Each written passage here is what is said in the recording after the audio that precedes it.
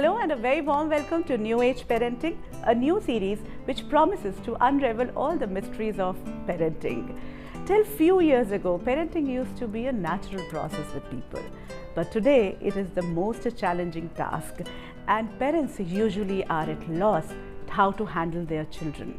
They are either frustrated, awed, or at times guilty with their children. So, in our spiritual significance segment, the first segment we bring to you, we try to find out and explore this purest bond of love and care in a different way. Let's see.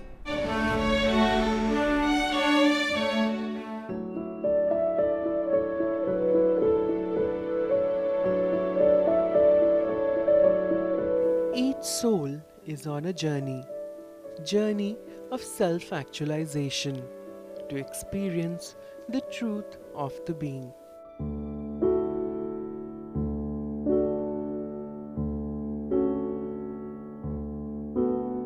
Every birth we take, we come closer to a final destination. For this reason only, when I, the soul, the being, decides to come back to the world drama, I choose the perfect candidates. Those two people who will create right circumstances for my lessons to be learned in this birth and provide care and guidance throughout my lifetime.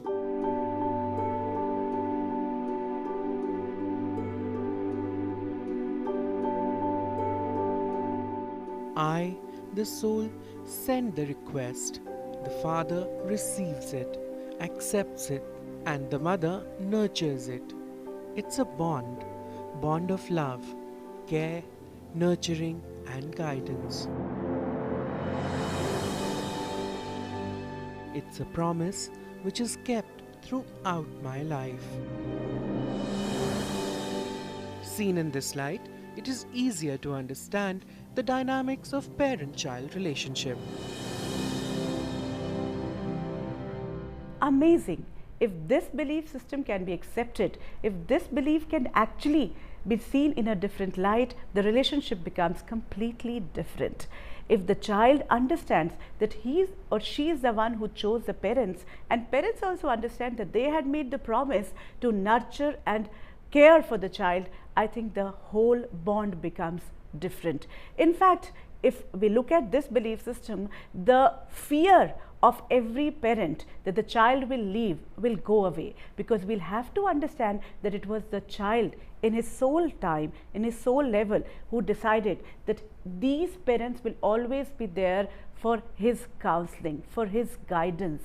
He's the one who has chosen them, so he will never be able to leave them even if he goes somewhere far away. So time now to do some soul searching, come back to the reality of actually this was something which was happening at the subconscious level, but what is happening at the conscious level? Today we are talking about communication at every step. In fact, communication is the biggest boon given to humanity. We have been actually taking classes, doing workshops for effective communication. But what about communication with my own child? On the other hand, communication of the child with the parent. Both the sides, are they really communicating, or is there a gap? And what are the reasons for these gaps? This is something which we really need to know. So let's have a reality bite of what is happening at the conscious level between a parent and a child.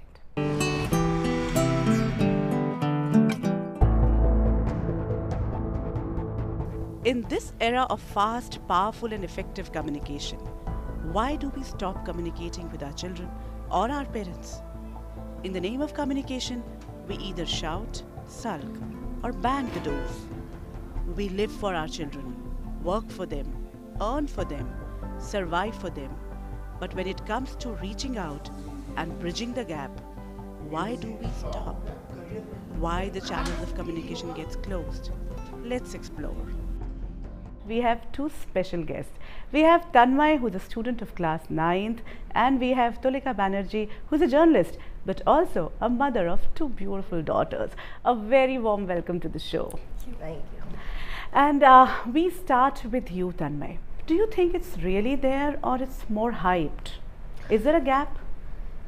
These days parents are more involved in their work. So these days parents don't have time for their children, and this also creates a gap between children and parents, and they misunderstand each other.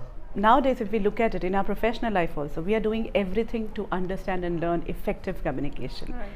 Do you feel there is somewhere a gap? We're not able to really communicate with our children? I do feel that everything we do in our everyday lives, especially with our kids, if we keep those communication channels open, if we discuss every little thing, then there is scope for very little gap.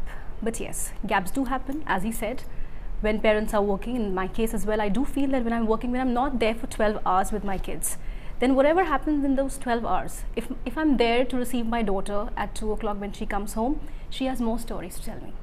Like if I'm on leave, I have a different person coming back home. You know, little things which keep happening through the day, and then she'll tell me the stories of the evening, not really in the school. So that thing, of course, we need to bridge. But do we really need to know everything about what is happening in child's life? See, there is another kind of parent which is coming up, that who really wants to be there in like what is happening in child's life. So do we really need to know everything, or the essence of what is happening? I totally believe we definitely don't need to know everything. But as I see, kids need to tell us a lot of things. My daughter is a preteen.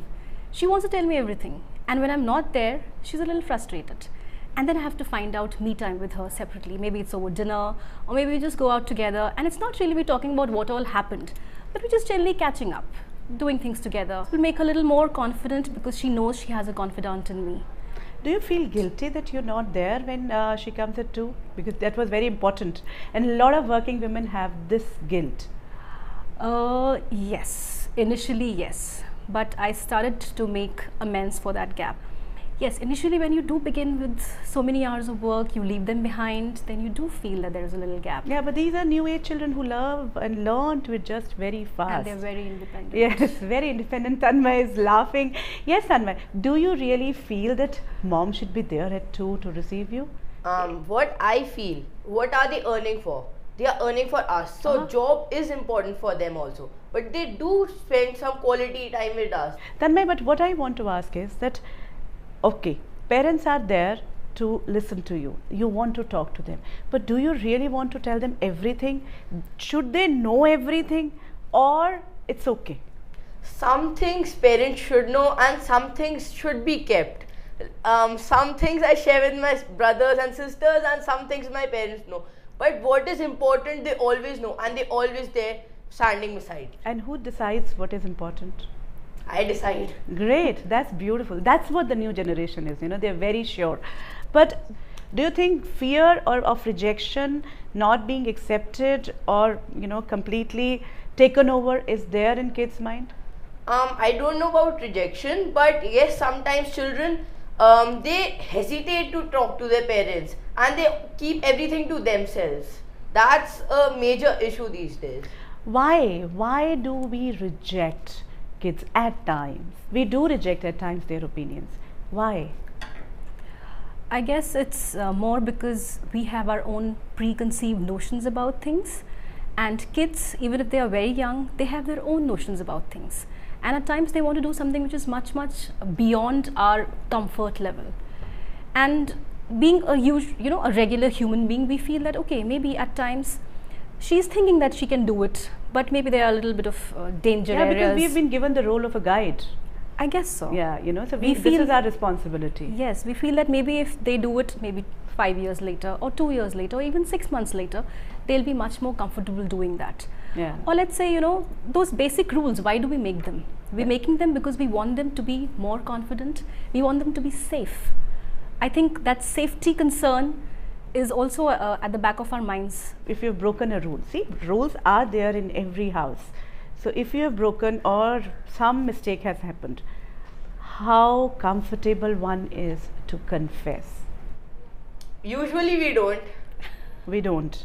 Yeah, because the fear of rejection. Yeah. How should we deal? Okay, as a parent, if your child comes and confesses to something which is beyond, the way you said, beyond our, thought process, you've been a very nice parent, and still something comes up from school, from some other parent, that this is what your child has done. So what is the first feeling, and how to actually, what really the parent goes through? I guess yes, they might just feel that okay, we're betrayed and we're hurt and this is not how we've nurtured our kids. That is the first reaction. That is the first reaction. And then we've got to tell ourselves that okay, we've probably done similar things when we were kids. Maybe not in the same realm. And how did our parents react to it? But how about our fears? That now, because we need to, then we start saying that we need to contain them. See, because who will discipline our child? How do I make a balance? I guess that is where the biggest conflict resides, Yes, there is a conflict, definitely. And how I deal with it, or I see other parents deal with it, it's definitely to be a little more open and a little more flexible. Okay, we make the rules and we sit down with them and say that this is what we want you to do. How much of it do you agree with? And 99% of the times they don't agree with 9 things out of 10. Has it ever happened with you people? Any time that you and the parents sat and then there was an open discussion? When there's an open discussion with parents, usually the first opinion is theirs and then comes our opinion. We're really having cool kids and cool parents, but at this moment we'll take a break.